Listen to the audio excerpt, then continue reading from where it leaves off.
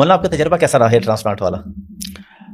اللہ کا فضل ہے، وہ یہ سارا یہ دیکھیں نا، یہ آگے یہ سارے میرے بال اڑ گئے تھے، یہ لگ گئے ہیں ماشاءاللہ۔ وہ مجھے ایک نے کہا کہ آپ تو ہر وقت سر پہ ٹوپی رکھتے ہیں، پگڑی رکھتے ہیں، آپ کو کیا ضرورت ہے؟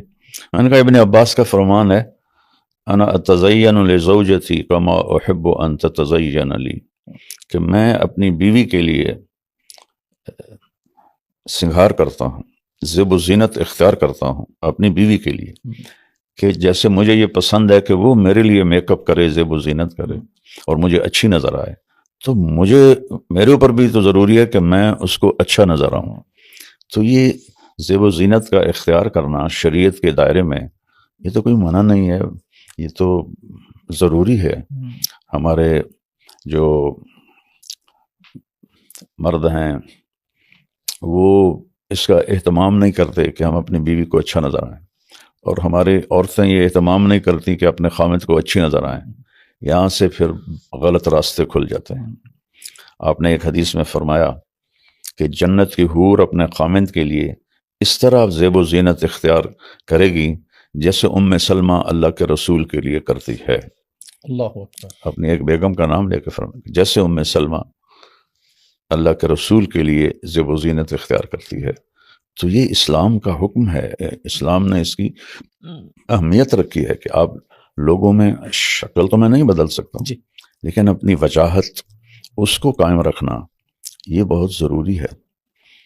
اب مجھے ایک حدیث یاد آ گئی کہ دمشق میں ایک صحابی تھے، تو وہ ایک مجلس لگی ہوئی تھی، اس میں ابو دردہ رضی اللہ عنہ بھی بیٹھے تھے۔ وہ گزرے تو ابو دردہ نے کہا کوئی اللہ کے نبی کی بات ہی سنا دیں، کلمۃ تنفعنا ولا تضرک، ایسی بات سنا دیں جو ہمیں نفع پہنچائے، آپ کو نقصان نہ ہو۔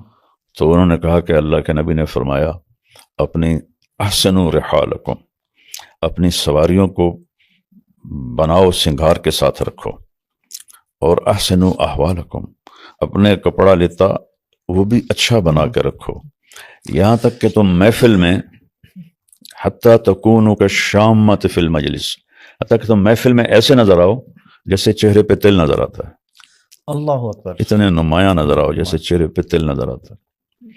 جب سونا حرام نہیں ہوا تھا تو ایک صحابی نے اپنے بیٹے کو بھیجا کہ اللہ کے نبی کے پاس کچھ آئے ہیں کپڑے، میرے لیے ایک جوڑا لے کے آؤ۔ تو وہ جب گئے اور آپ کے دروازے پر جا کے اندر خبر پہنچائی، تو جب آپ باہر آئے تو آپ نے جو وہ لمبا چوکا پہنا ہوا تھا اس کے بارڈر پر سارا سونے کا کام ہوا تھا۔ جب سونا حرام ہوا تو پھر اس کو چھوڑ دیا گیا۔ تو زینت کا اختیار کرنا، یہ اسلام نے ہمیں یہ سبق سکھایا ہے۔ یہ بر صغیر میں اسلام آیا ہے صوفیاء کے راستے سے، تو فاقہ اور پیوند لگے کپڑے اور روکھی روٹی اور روزے پہ روزہ یہ مذہب بن گیا، یہ بات نہیں ہے۔ اللہ کے نبی نے ایک دفعہ ایک جوڑا پہنا، سعد بن عبادہ لے کر آئے کہ جی آپ کو پیش کرنا ہے۔ کتنے میں خریدا ہے؟ جی 27 اونٹ دے کے خریدا ہے۔ 27 اونٹ دے کے۔ آپ نے یہ نہیں فرمایا حرام ہے میں نہیں پہنتا، آپ نے وہ پہنا، وہ پہن کے اتار کے واپس کر دیا کہ اس کی بھی اجازت ہے، اگر اللہ نے کسی کو رزق حلال دیا ہے اور اس سے وہ حلال زینت اختیار کرتا ہے تو جائز ہے۔ اسلام صرف غربت کا ماڈل تو نہیں پیش کرتا، اور پھر ہمارے نبی رحمت للفقیرین تو نہیں ہے، رحمت للعالمین ہے۔ بادشاہوں کو بھی آپ نے راستہ دیا کہ